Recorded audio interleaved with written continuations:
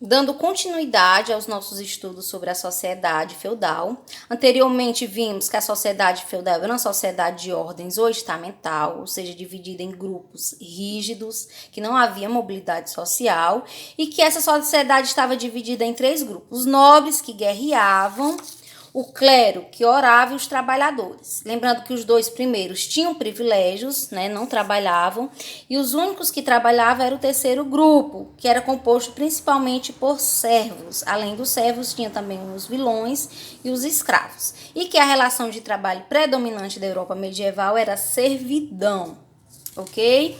Agora nós vamos ver um pouco sobre o senhorio. O que era o senhorio? Era a propriedade agrícola pertencente ao senhor feudal.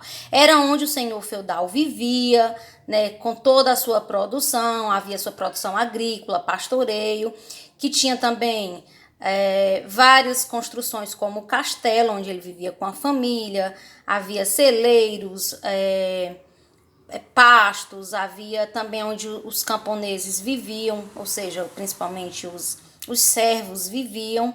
Então a gente pode dizer, né, que o senhorio era a unidade agrícola de base da Idade Média. Era onde a sociedade, principalmente a maior parte da sociedade, vivia, né, no campo.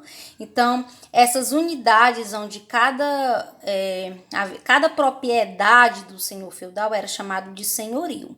Essa propriedade também era chamado de feudo, como nós vimos anteriormente, na aula passada. A gente viu que o feudo ele podia também ser podia ser um direito concedido do suzerano ao vassalo de ter direito sobre uma terra, de cuidar de uma terra, ou de cobrar impostos de uma região. Só que esse feudo também, além de ser um direito concedido, ele também podia ser um pedaço de terra. Então, frequentemente, o senhorio era chamado de feudo, ok? E como era que eles viviam dentro desse feudo? Qual era a principal atividade, né, econômica? A gente pode destacar que a principal atividade econômica era a agricultura, né, já que eles viviam no campo, né, mais especificamente a produção agrícola autossuficiente. Prestem muita atenção. O que significa dizer que havia uma produção agrícola autossuficiente? Quando diz que era autossuficiente, significa dizer que eles produziam quase tudo que necessitavam para sobreviver, ou seja, os alimentos, as roupas, os ferros para trabalharem, os artesanatos. Então lá havia um grande grupo de trabalhadores, havia ferreiros, artesãos, né, produzindo quase tudo que necessitava para os moradores do senhorio sobreviver. Então, essa economia a gente diz que se destaca principalmente pela produção agrícola autossuficiente, ou seja, que produz quase tudo que necessitava para sobreviver. Quando eu digo quase tudo, significa dizer que o que vinha de fora, né, era apenas o sal e o ferro. Inclusive, mas os instrumentos feitos de ferro eram feitos dentro do senhorio, ok? Então, o sal muitas vezes era usado como moeda de troca. Por quê? Porque durante a Alta Idade Média o comércio ficou reduzido, né, e era amonetário, ou seja, não havia uso de moeda.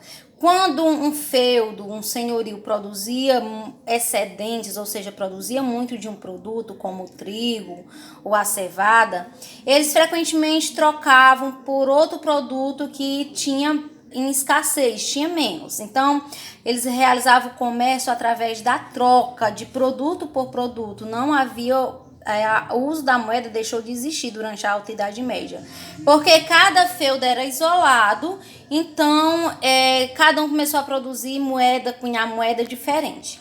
Então a gente pode dizer que era o quê? Uma produção agrícola autossuficiente, que produzia quase tudo que necessitava para sobreviver.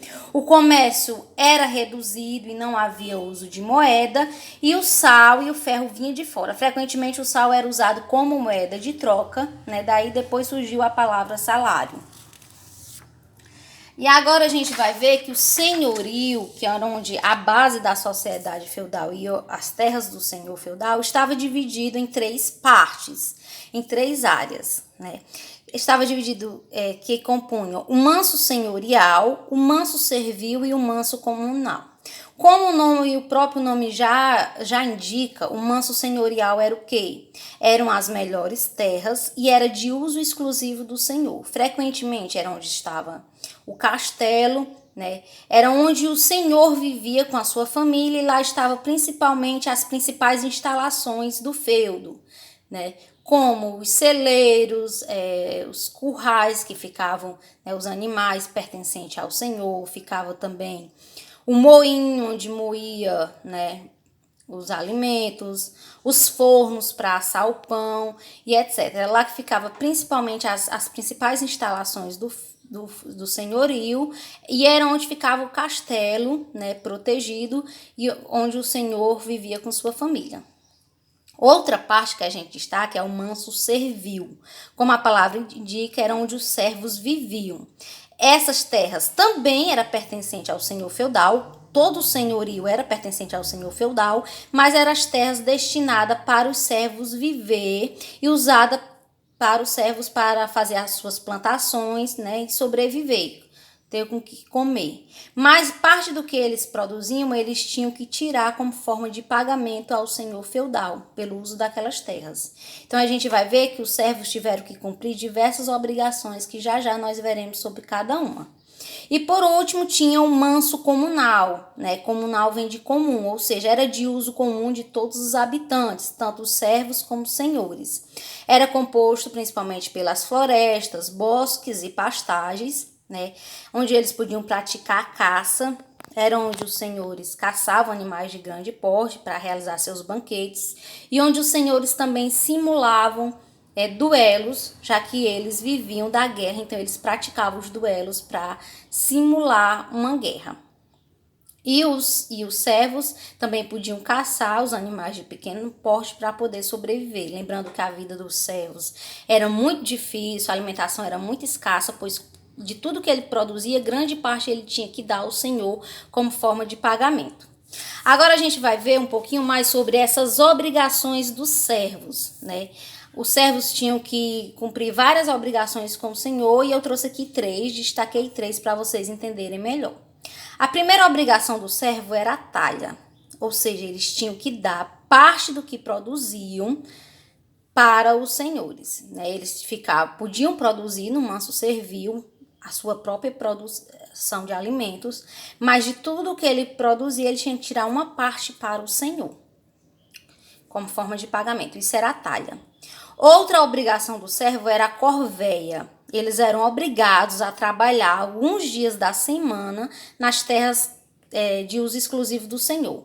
Ou seja, o manso, tudo que era produzido no manso senhorial era de uso exclusivo do senhor. Mas quem era que produzia? Quem era que trabalhava? Os servos. Lembrando que os trabalhadores, os servos, eram os únicos que trabalhavam, né? Nem os senhores feudais e nem o clero não trabalhavam. Então, os servos, eles tinham que trabalhar na propriedade que ficava destinada a eles e tinham que dar parte do que eles tiravam para o senhor, além de ter que ir alguns dias da semana trabalhar na produção do senhor. E outra obrigação dos servos eram as banalidades, né, que era o pagamento pelo uso de instrumentos do senhor. Tudo que havia dentro do feudo, dentro do senhorio, era pertencente ao senhor. Então, para poder usar aqueles instrumentos como moinho, celeiro, forno, qualquer instrumento, o servo também tinha que pagar um imposto aos senhores.